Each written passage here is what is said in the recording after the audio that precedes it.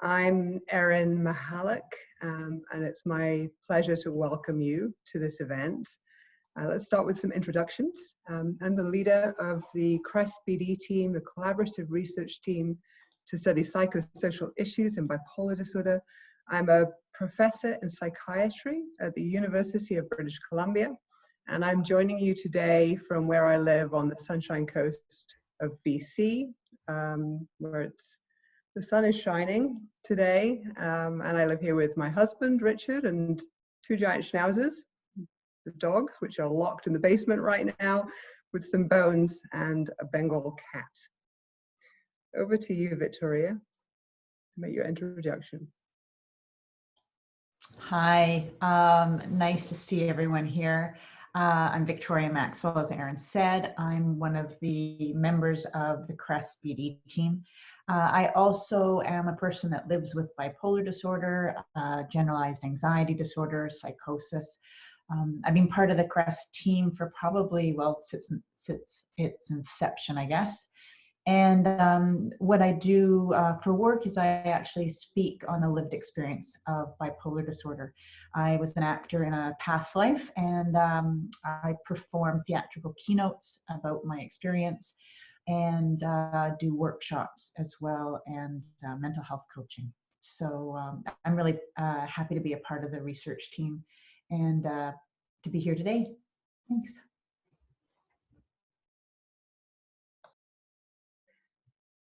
And to you, Emma. Thanks, Erin. It's good to see so many people here this afternoon.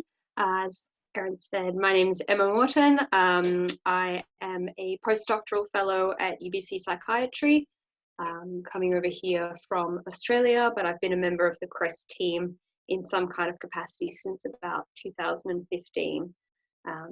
My current work is focusing on research to support quality of life for people with bipolar disorder and other mood disorders, particularly with digital tools. But I have also worked as a psychologist in the past. And I'm here with my dog somewhere, and my husband off making me a cup of tea. Right, and I forgot to say that I have my dog, so you may hear him in the back barking from time to time. His name is Pedro. He's a rescue dog. So he's new to us, and he's got lots of spunk. So. Thank you for those introductions. You know, thank you to everybody who has found the time to join us for this event as well. And kudos to you for finding the time. It means that you are either prioritizing your own mental health during these extraordinarily difficult times, or perhaps you're here because you care about somebody who's facing mental health problems or your community, and you want to learn tips and tools to support them as best you can. And we're here to try and help as much as we can with that process. Let me tell you a little bit, first of all, about crest.bd and who we are, so you know where we're coming from. The collaborative research team to study psychosocial issues in bipolar disorder is funded primarily by the Canadian government. We're a research network dedicated to building research on how people can thrive and have good quality of life with bipolar disorder, and also to exchange information with people living with bipolar disorder, their healthcare providers and supporters. We're also here to look at developing innovative new ways for people to get engaged in the process of research itself. Let me tell you a little bit too about the vision behind this event. We began thinking about this last Wednesday and really thinking about what we could do in our particular network at this point in time that would be useful. And we decided, where we landed was a decision that really perhaps the best thing we could do is provide an online gathering place, a place for people to come together to share resources and to share tools and tips for supporting mental health during these times. Now, as I mentioned, we are a group that focuses on bipolar disorder. However, when we were planning this first event, this first talkBD event, what we decided to do was to keep it a little bit more generic. We thought perhaps what people needed most right now, whether or not you live with bipolar disorder, is techniques for managing anxiety, for managing mood and for managing stress. And so that's where we will be focusing our energies for this particular event. And I also wanted to mention our plan for the future. Now we're going to evaluate this and see how it goes, in particular from a technological point of view. Believe me, I think pulling this off in 4 days, our first sort of major event online through multiple platforms, will be a test in itself. We want to see how it's received, have some feedback from you on what you'd like to see from future events, and if you'd like us to hold future events, we'll take it from there. But our plan is that we will likely hold these every 2 weeks, bi-weekly, and then we'll be looking to you, to community, to help us select the topics for each of these events as we move forward. And to the technology piece, I can see that there are many people joining us in various ways right now. Some of you are on the Zoom platform, which is a webinar platform. We're also live streaming this currently to Facebook and to our website, and there will be a recording available afterwards. To that point, there's a few things you need to know about the technology behind this. We will come to a Q&A section after we've had some presentations. You'll be able to provide questions through the Zoom platform if that's where you're joining us from. Make sure that you use the anonymous button when you do that so that we can maintain your anonymity during the process for the people who are on the line. We'll be taking questions asynchronously, not in real time, from Facebook and from Twitter, and we will be answering any residual questions that we have afterwards. And I think, you know, the other place that I really wanted to end with this piece of housekeeping and this introduction was, you know, around having a point of being at a point of kindness around this event. We're really hoping that we can pull this off. We're happy to receive any feedback afterwards about what we could do differently, what we could improve, and what you liked. So join us in hoping that this event will be a success technologically together. So I think with that, that was most of the housekeeping I had to cover. We will pass over now to Emma. Thank you, Erin. So I'm just going to briefly give a bit of context about the lens that crest.bd brings to this kind of support session and the in-person events that we've done in the past. Most of our research concentrates on self-management techniques that people with bipolar disorder can use to stay well. So when we talk about tips and tricks that you can use today, we're going to be thinking about those kind of strategies that you can actually implement yourself with less of a focus on things like medication and pharmacology. Obviously, those are, for many people, an important part of staying well, but that's not specifically what we're offering advice on. So self-management, what I mean by that is the various strategies that somebody uses to manage the physical and emotional impacts, as well as the symptoms of a chronic condition. You might have heard a lot about self-care. Self-care is a pretty trendy topic in a lot of online spaces. But when we talk about self-management, we're talking about more than just those relaxation and self-soothing strategies. Self-management can sometimes be quite effortful. It requires sometimes a plan, and it can be challenging to do. So when we talk about that, we mean the broad collection of things like taking medication, if that's part of your treatment, learning about bipolar disorder, scheduling appointments with your clinician if needed, practical strategies to improve your health and functioning, avoiding things that make matters worse for you, like particular substances or stressful situations, and things to emotionally cope with the impact of bipolar disorder, as well as stressful situations like the one that we are in currently. All major bipolar disorder treatment guidelines now recognize that self-management alongside medication and psychosocial therapies is one of the most important things that people with bipolar disorder can do to stay well. And so many of you probably already have a routine or things that you're doing to support your physical and emotional well-being. But the kind of lens that we're taking today is how can that be adapted or what kind of additional supports might you need to do that in the context of the situation that we're in currently. So Victoria, Erin and I are going to use a combination of lived experience, clinical knowledge, research knowledge to try to give you some tips and tricks, but we also know from research that people with bipolar disorder have incredible strengths with resilience and creativity, so we're also open to seeing, hearing from you how you are adapting your routines and self-management to better cope in this time. So what I'll do is hand it over to Victoria to talk a bit about how she's adapting her self-management strategies to fit this situation. Thanks, Emma. Yeah, so before anything, what I encourage us all to do is let's all of us just take a deep breath and acknowledge sort of the uncertain times that we're in. And if you can just do this with me, just humor me. Inhale and take a deep breath. 1, and pause and exhale. So that's one of the things that I'm actually doing in order to stay as grounded as I can right now. Depending on where you are in the world and your own situation, I feel fairly privileged, but I still am being hit, financially, emotionally, psychologically. So I've really had to ramp up many of my wellness tools. And some of my wellness tools actually aren't working as effectively or aren't working as well. So you may be finding that happening.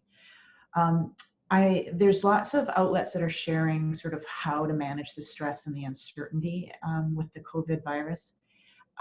Simple things, they may or may not be simple, but limiting time to social media, getting accurate information.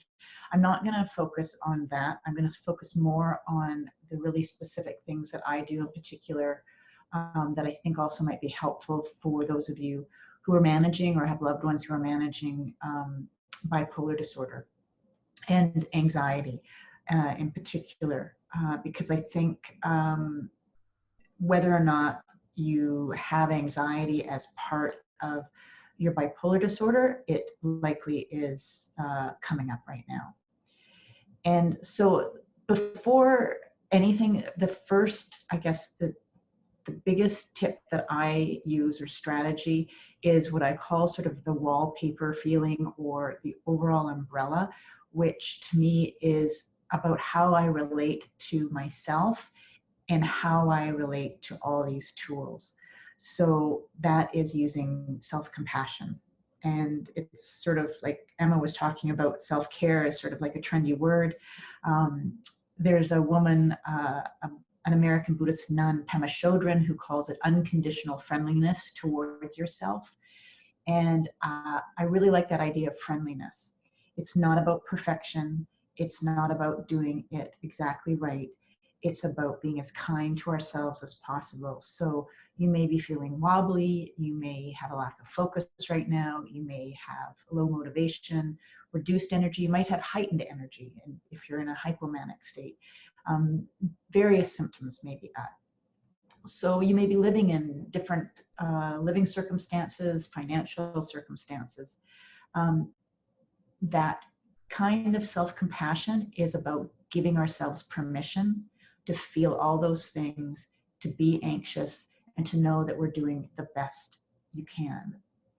And that if our regular wellness tools and the things that you do naturally to help you stay well aren't working or aren't working as effectively, that's totally okay. You're not doing anything wrong. This is an exceptional time. I read a post by Dr. Rob Tarswell, who's a colleague of ours in Crest, and he talks about saying it's okay if you're eating a little more or eating a little less, watching too much Netflix, sleeping longer than usual, up late playing video games. He talks about us maybe going back to a regressive state, which means sort of an earlier developmental state, because it's an easier state of energy to maintain. And I think what it does for me anyway, I have been eating a lot of ice cream and making cookies for my husband and I.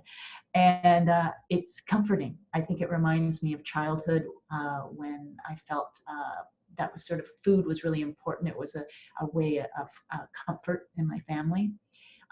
So to me, compassion is the first step to stabilizing anxiety, allowing it to be there.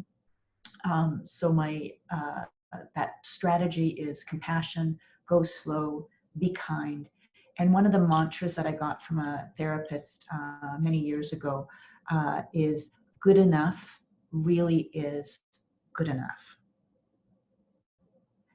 Good enough really is good enough. And I don't even know if I'm a recovering perfectionist.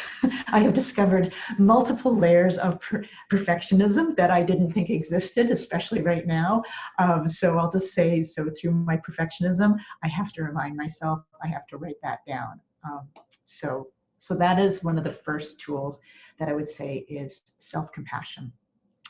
The second one, which may sound hard to implement, but it's done in the spirit of perfect, imperfect, perfectly imperfect action, is creating a routine to the best of your ability.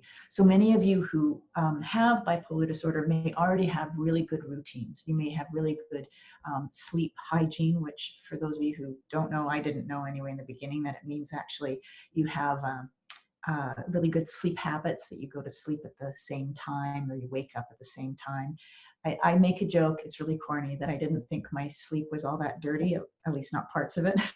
Anyway, yeah, forget it. Okay, anyway.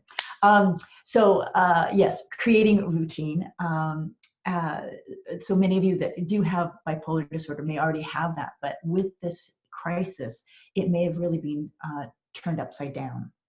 And so I think it's even more important to not be really rigid around the routine, but implement the parts that you can, because all of a sudden you may be having everybody at home and no one's going out at the regular times. So it's finding routine that prioritizes self-care within the limits that we have right now. So my husband's home for a month.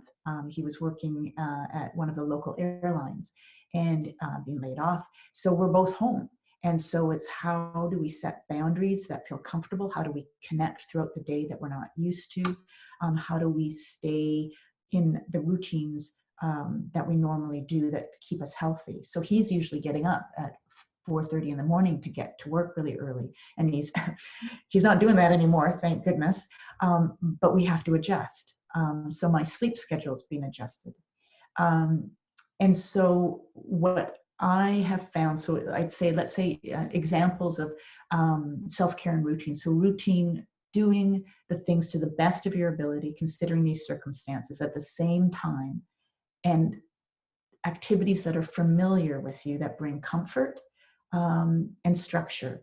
And I would expand that, as Emma was talking about, is that it's not just comfort, it's about what brings us wellness. So some of those things may be difficult to do. It may be looking at our financial situation and not procrastinating and applying for EI. It may be asking for help or phoning your bank. Those are self-care, those are self-management tools to reduce the stress and anxiety. It's not doing it all at once. It's not doing big chunks. It's doing little steps with lots of support. It's continuing medication, regulating your sleep-wake, and maybe it's different. Maybe it's not waking up at the same time you used to. Maybe you give yourself wiggle room. Being in contact with your mental health professionals. If you can't see them in person right now, of course, many are offering sort of telemedicine, discussing any new needs that you might have. And then those other things that support all of that, like for me, listening to music while I work, I've always done. I'm doubling down on my Spotify. Surprisingly, doing laundry feels soothing to me. It gives me something that's within my control, within my home, that feels good. and making sure I'm continuing to use the wellness strategies that are working. And what's important, Erin was interviewed for a Huffington Post blog, and she talked about measuring the effectiveness of what we're doing. So because what we usually do may or may not be working as effectively, as you are trying these things or shifting things, being really intentional, measuring if they are actually decreasing your anxiety or containing mania or boosting a depressed mood. And if they are, continue with it. If they're not, shift it a bit, brainstorm, ask things.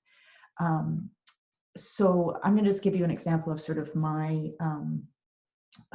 sort of how I've tried to adjust my routine is I typically was getting up much earlier when my husband was. Now I need more sleep. So I'm, going to bed.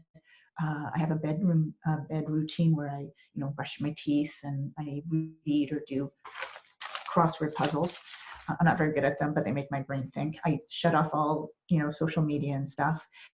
And in the morning, what I've found to be helpful is I have my medication, I have my breakfast, I listen to the Prime Minister's address. I don't know why, but I seem to like it. Reminds me sort of of Churchill, in the wartime and stuff. And I'm going, okay, we're in it together. And then I usually connect with my husband in the morning and we talk about what we're going to do, how we can support each other. And then I'm in my home office and then I work for, I check in with myself, I work in blocks. So sometimes I may only be able to work for 45 minutes and then stop, take a long break. And then I make sure that I do exercise. That's one of my biggest wellness tools. And that's been probably something that is still really effective for me, and do it with my dog. And then I also make a point of intentional social contact. And in particular, I'm phoning people. Texting people right now for me is okay, but what I really need is I need to hear people's voices. So that's one of the things I'm doing. And then I find out what I can laugh at. Like, I don't know if any of you have seen Pluto, the little Scottish terrier that's telling four-leggeds what to do right now. Check it out on YouTube. I can't remember, but it's Pluto, and he's so cute and it was so funny. It made me laugh for ages. So yeah, so that is routine. Erin, I'm not sure if we want to take a little bit of a break before I go into the next one. Do we want Emma to comment on any of that right now, or I could go right into the next tool? Yeah, keep going right in, I think. Okay. You're doing great. All right, great. And so the next one, to me, is what I use when my anxiety gets triggered. So first, I'm quite aware of when my anxiety gets ramped up. And so this perhaps will be able to help you when you notice something happens and your body goes into that flight, fright, freeze, or fawn mode. It's acknowledging, recognizing, and naming the feeling. So it can be anxiety, it could be anything. It's really a way of getting out of the limbic system, which is sort of your reptilian brain, where you're not really thinking rationally. All you want to do is either punch somebody or run away.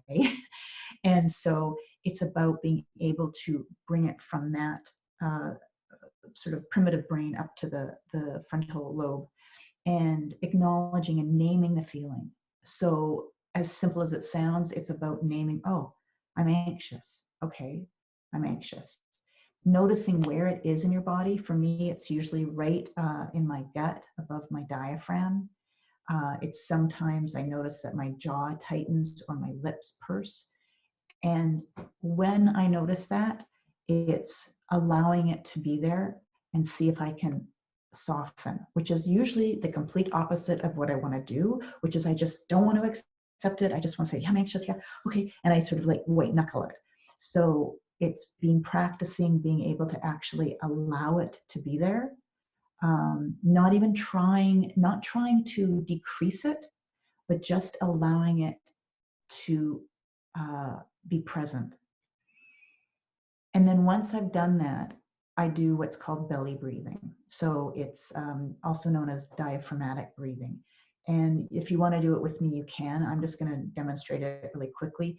We'll share a YouTube video that really does well, so you'll have that afterwards.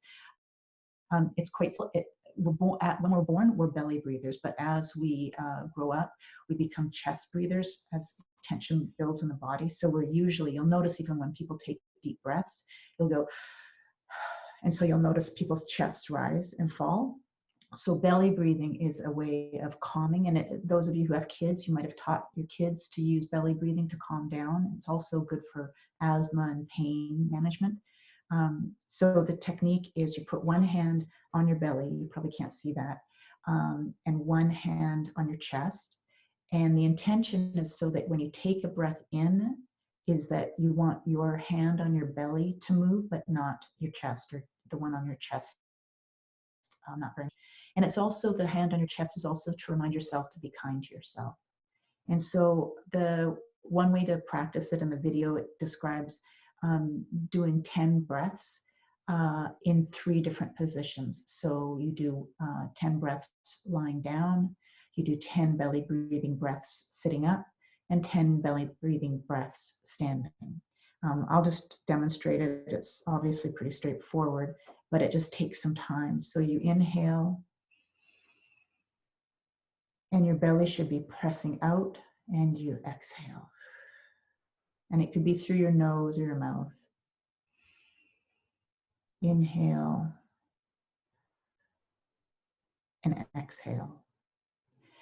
And what I've found is that, and this is something that I was working on with my psychiatrist, is that I found a heart rate app. Let's see if I can get it for you.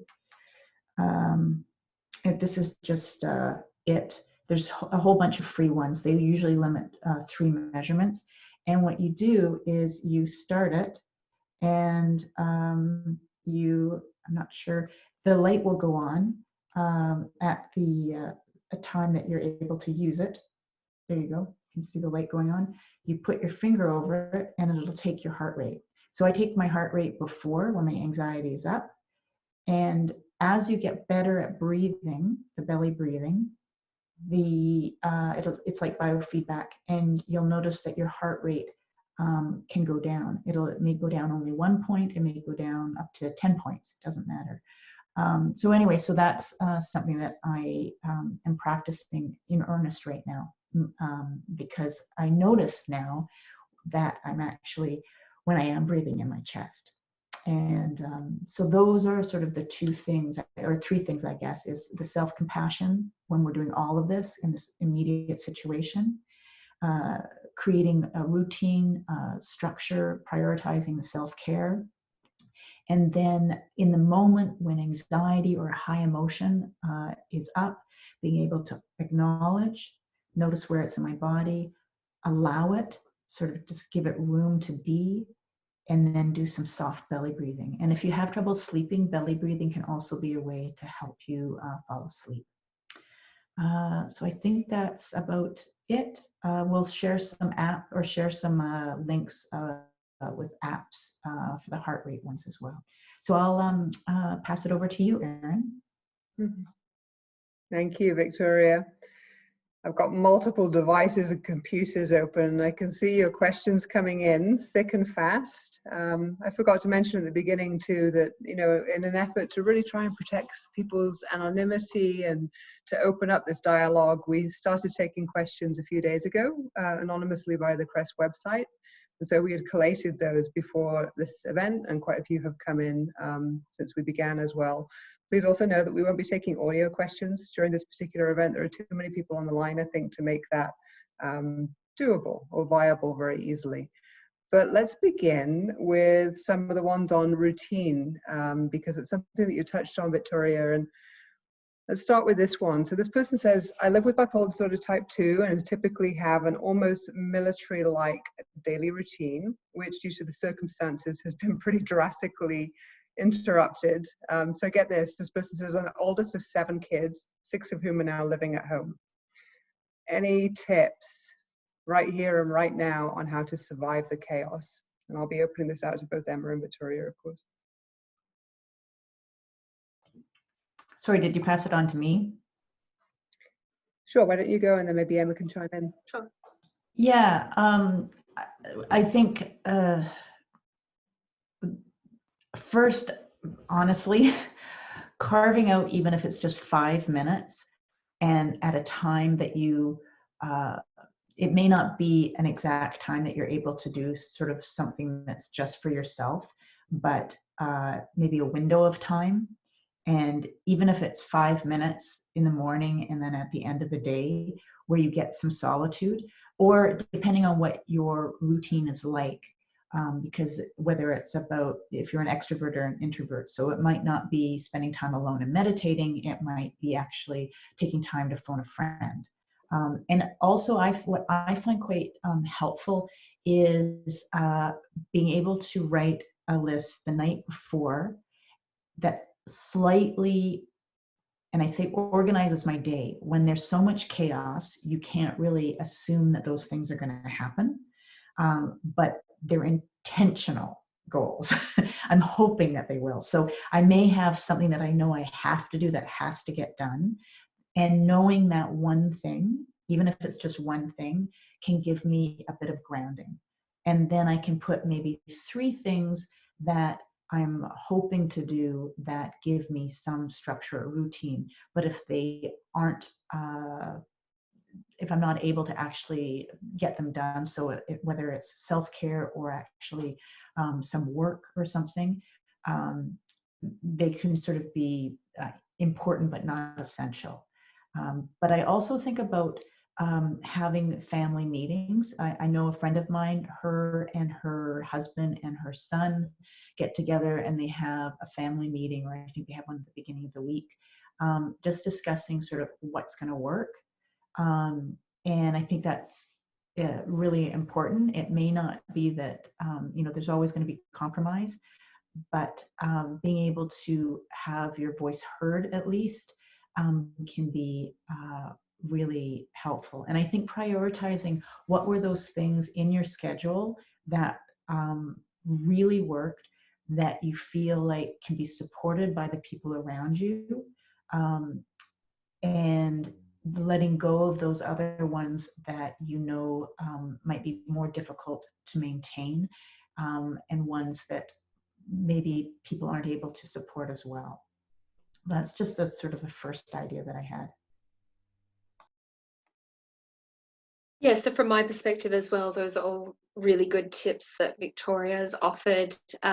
Obviously, this is a very trying time for many people's schedules. A lot of the things that would regularly kind of underpin our routines, like team sports, going to work, going to school, we've had the rug pulled out from underneath us. So many people are finding they're left a bit unmoored throughout the day, or are a bit uncertain of where to fit the new routine. And I think sitting down and actively planning with your household or by yourself if you live alone, what you're going to do throughout the day reduces the amount of time left wondering what to do, particularly if you're dealing with low mood at the same time or low motivation. Having a kind of schedule for the day reduces that challenge of when you've got some empty time and are wondering what to do, you can open up your calendar and see, okay, it's 3 o'clock. I've said to myself, I'm going to bake cookies or read this book that I have. And also, if your usual activities have been taken away, it's useful to have a bit of a brainstorm about the things that you can add into your routine and schedule at those regular times that meet some of the needs that you have for enjoyment, mastery, so feelings of achievement and accomplishment, which you might have had met by work and is now you need to find a replacement for. Movement, so physical activity, and social connection. So it's a time that we all need to be a bit creative about how we're going to meet those needs. And some cognitive behavior websites have things called activity menus, where they have lists of suggestions about different kinds of activities that you can bring in or try out. and turning to peers online is also a really good source of some of those recommendations. So it'll involve a bit of experimentation. It can be useful to reflect on, at the end of the day, do I feel like I had a good balance in getting those needs met, and refine as we go along. Really nice answer, Emma. Thank you. Very comprehensive. I had a bunch of questions come in about sleep and routine specifically. There's one here that's asking for very pragmatic tips on maintaining your sleep schedule when you don't have a time giver, like needing to be at work at the same time every morning, and whether we have any concrete tips for that in particular. Yeah, so related to what I was talking about earlier about scheduling activities, sometimes finding something that you need to get up and out of bed for, and putting that in the calendar at a specific time is important, particularly when we don't have to get up and go to work or go to school, finding that replacement. So for me, I've actually penciled in every day the exact time that I need to be out of bed and walking the dog, because I noticed that last week, the first week that I was home alone, I was just doing that at a fairly chaotic frequency. I wasn't, and I was letting it push out further and further and sleeping in a little bit later and later. So being a little bit regimented with finding the anchors, I would say, in your routine and putting them to paper. Can you just sleep with the dog and get the dog to bounce on you when it's walk time in the morning? That's what mine would do. They would set my routine for me if I let them in the bedroom. Yeah, he's pretty good at reminding me when it's time to go, but dinner time, right? That's pretty regular.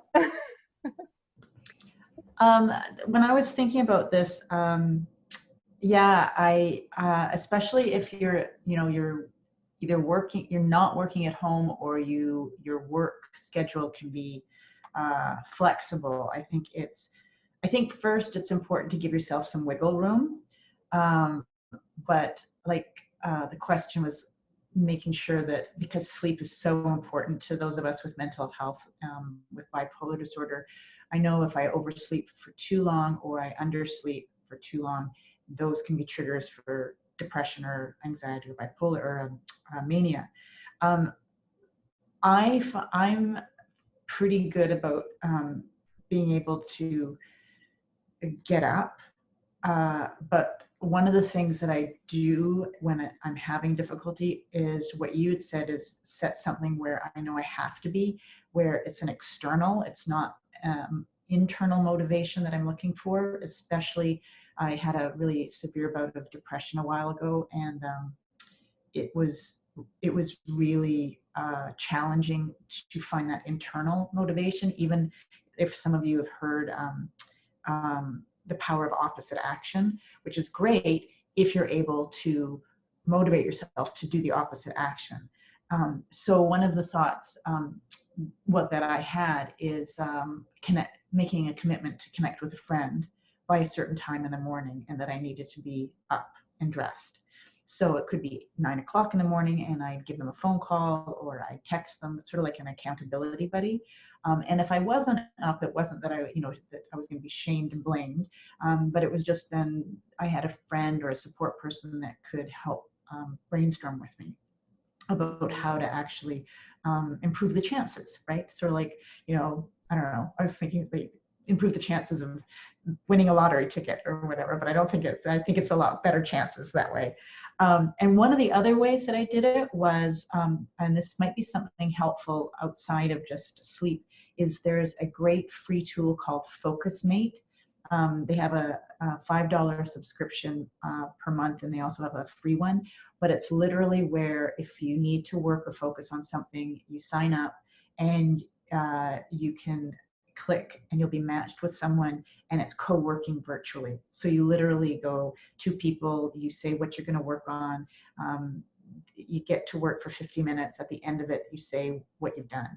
And so I would schedule each morning 9 o'clock FocusMate every other day when I was having trouble getting up, because I knew I had to be dressed because there was going to be a camera, and I knew someone was depending on me. And you can cancel quite soon or quite,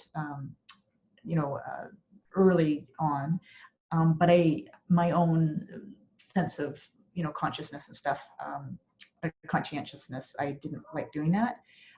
And so I found that was really helpful. And so that's focusmate.com, all one word. And they're great. I've talked to the CEO, and he actually started it because he was having some mental health issues and had difficulty working at home. So those are a couple of the ideas that I have. Nice. Thank you, Victoria. That's a really nice segue into another kind of thematic area for the questions that we're getting. So I've got two main types of questions here that are coming through around family and friends. One specifically is talking about struggling with actually over-engaging with friends and having this feeling of needing to check up on friends and family to see that they're coping, but then that spiraling into this person being and feeling overwhelmed themselves. And they ask, how do you make sure you're supporting everybody else with basically not, supporting your own mental health at the same time?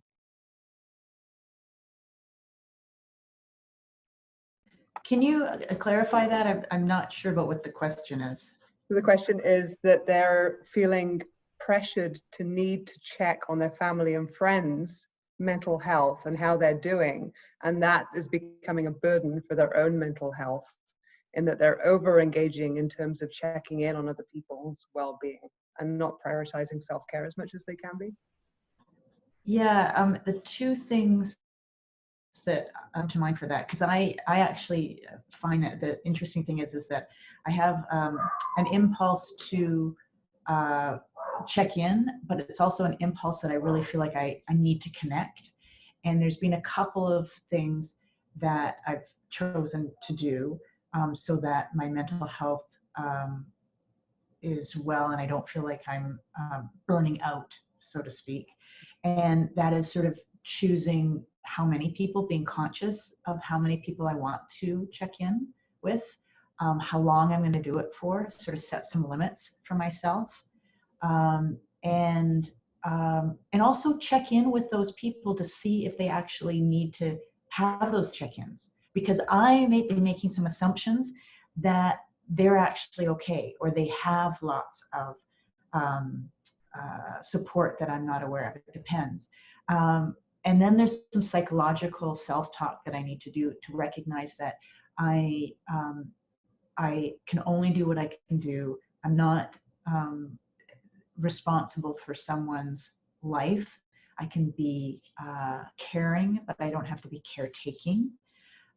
And what I need to notice too is usually it's in my body, but where that impulse is coming from, because sometimes it's coming from my own anxiety, that I'm needing to take care of people because I care, I'm worried.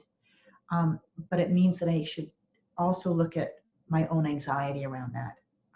If that impulse is actually,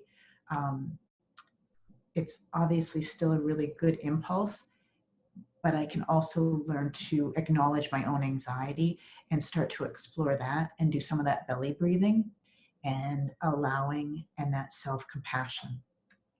So that I don't necessarily do the knee-jerk reaction, because that's what I was doing. Is like, hadn't heard from so-and-so, I better do a text. I hadn't, done this, I better send a text, I better call. And it's like, okay, wait a second. They've got family, all right? Or my mom's in a nursing home, she's got carries, okay, things are okay. So self-talk was part of it, and then also getting myself grounded in my body. And it sounded like attention to your assumptions or your potential assumptions amidst that as well. Yeah, and really reality check, and just to find out, and then setting those limits, so that and as I set those limits, just notice what goes on in my body and then get support for myself. Yeah. And just to add to that topic of setting limits, it can be useful to reflect on how are the conversations that I'm having with friends and family when I'm checking in going. Are we acting as a sounding board to debrief or talk about scary news and worries? That's something that's really useful to do, but it's also sometimes we can burn out on that kind of conversational material, and I'm sure everyone's in the situation where they're feeling a little bit overloaded with scary news. So sometimes maybe check and say, are we just rehashing the same worries and anxieties about this, and is that really helpful to the both of us right now? Maybe it can be useful to, when you check in and have these supports, act as use them to amplify positive news, like good news stories that you hear about people being helpful and kind to one another in these times, or topics that are completely unrelated to the situation, and that can help people cope in and of itself, rather than just checking in about how you're coping and what are you worried about. See whether you can use these check-ins as a source of positivity, levity, distraction, and that might also help you self-soothe and manage your anxieties. Thank you. There are 2 or 3 questions that have come in around the same general theme around family and social contact.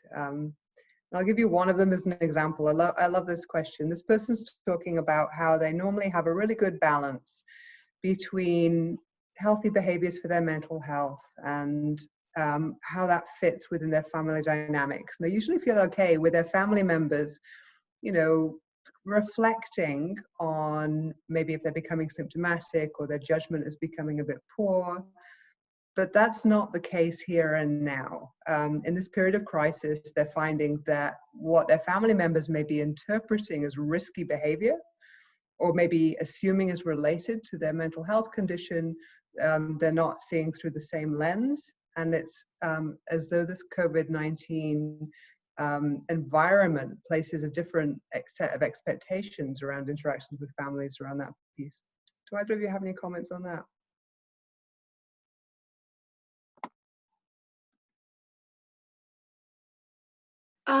So I think one thing that's perhaps related to that, or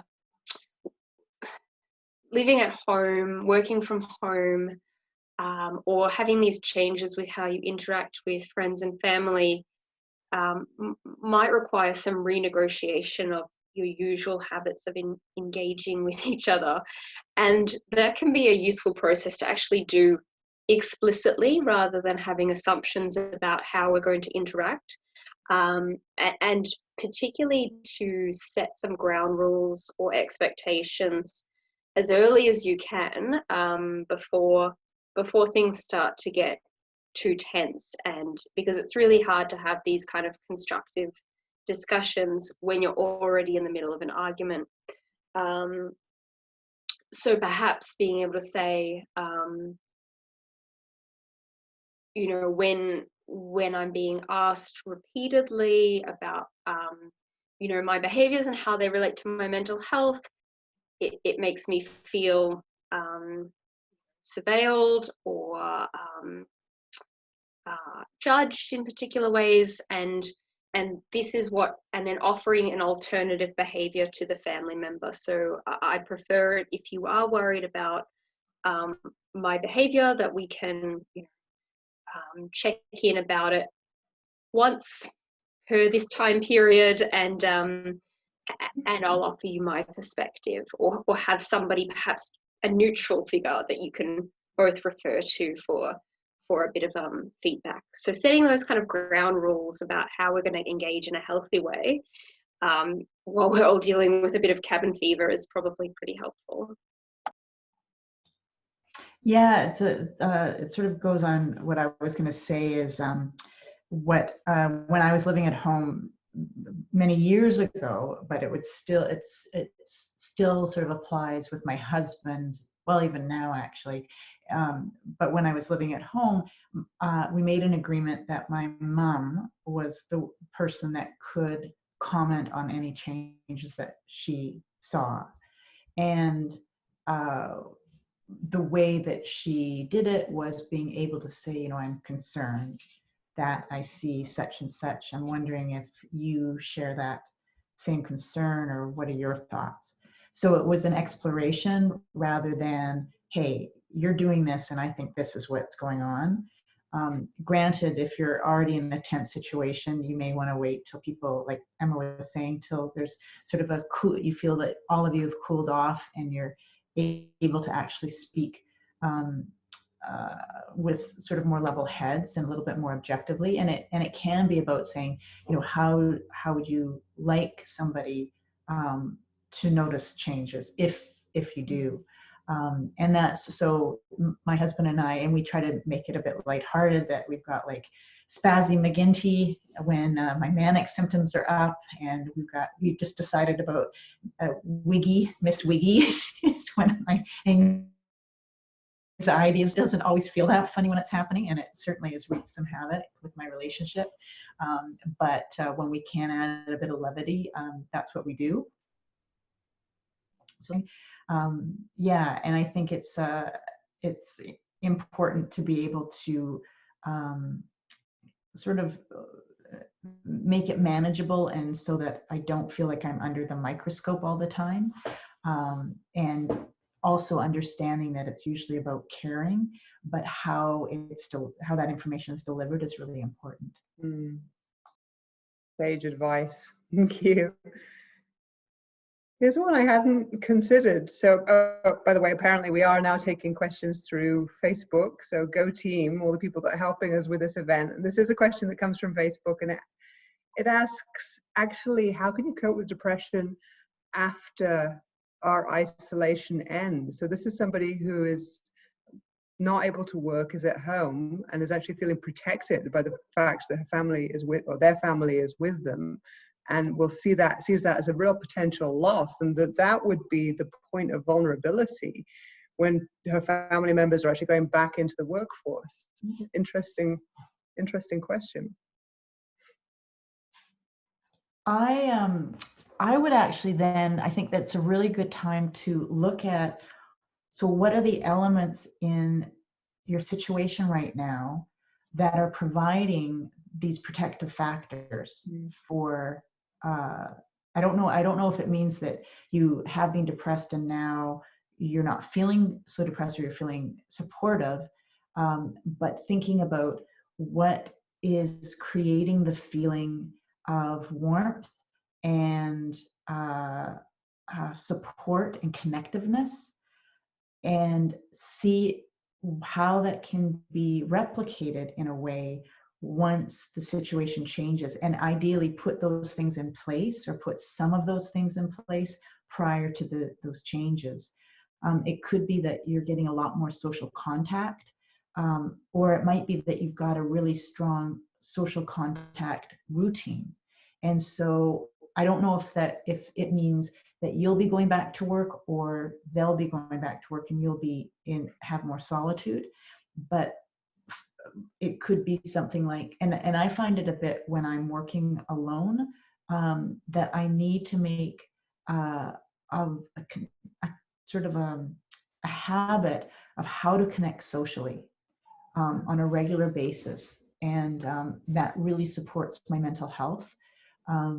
And going out for a walk outside can be helpful, but it's not just being outside. It's actually going for a walk with a friend who I can talk to in a certain way, to a certain depth, that kind of stuff. I don't know if that helps, but that was just the first thing I thought. It's interesting. For those of you who aren't in the Zoom system, I can see people corroborating that point of view, that there are protective elements and benefits of these types of home environments. So interesting. I'm conscious of the fact that we're getting close to time. We're about 5 minutes off the end of the webinar, and we have a few sort of slides to close down that I wanted to show you. Victoria or Emma, was there anything that you hadn't had the chance to mention at this point before we go into that section? No, one of the things, and I don't, this may or may not be appropriate. One of the things that talks about in terms of accepting our feelings around anxiety, and sort of not trying to create that sort of happiness or peace, as the happiness trap. I'm not associated with him at all. I'm not getting any royalties or anything like that.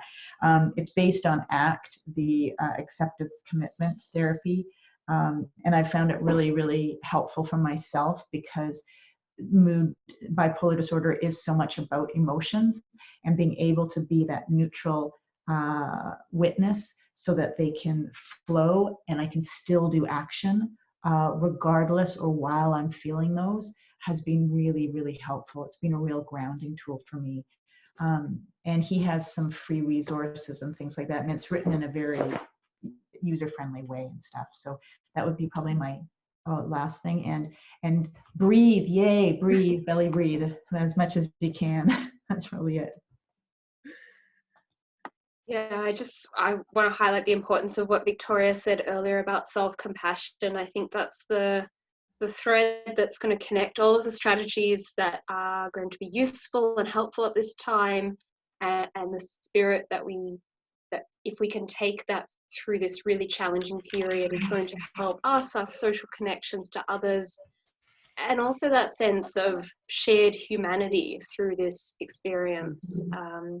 That we are part of a greater whole, and remaining connected to that through mindfulness, through compassion and kindness is going to be really healthy and helpful. So I think that's the big takeaway here. That was really nicely said, Emma. Thank you. Let me round out this first session in the last couple of minutes with a few slides of some resources and places that you can go after this if you're still seeking help and support. Our Bipolar Wellness Center is our clearinghouse for all kinds of information on different self-care and self-management strategies across a wide range of different areas: exercise, leisure life, sleep, relationships. With our future events, we'll be getting into some of these topics in more detail, but we wanted to just signpost that this website was available to you and has lots of concrete, pragmatic tools in it, which are geared for people with bipolar disorder, but many of which might be useful for other people more broadly too. And I also wanted to mention, as I said, we're a research group. This is our academic home website.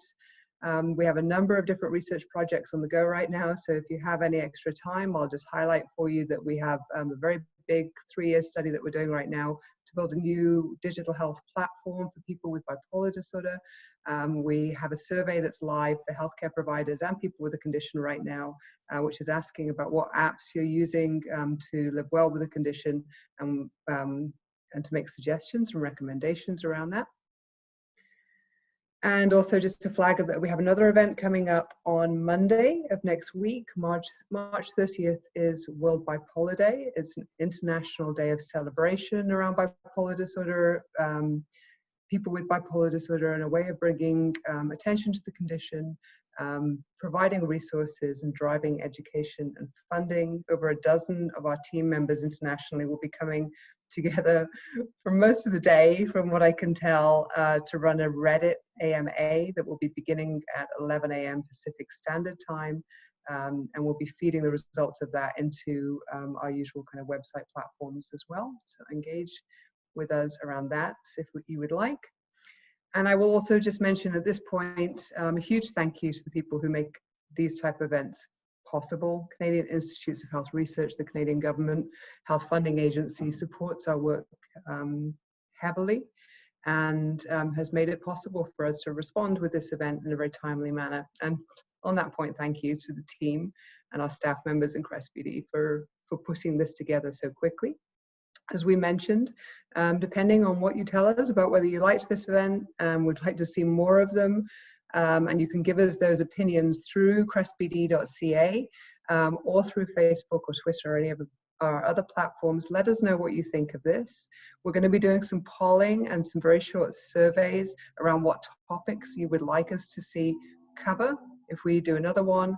And if we hear from you that this is useful for you, we'll hold these every 2 weeks, bi-weekly, moving forward, focused on, for example, sleep, financial support, social support, topics that may be of particular interest to us at this point in time and are particularly useful to us.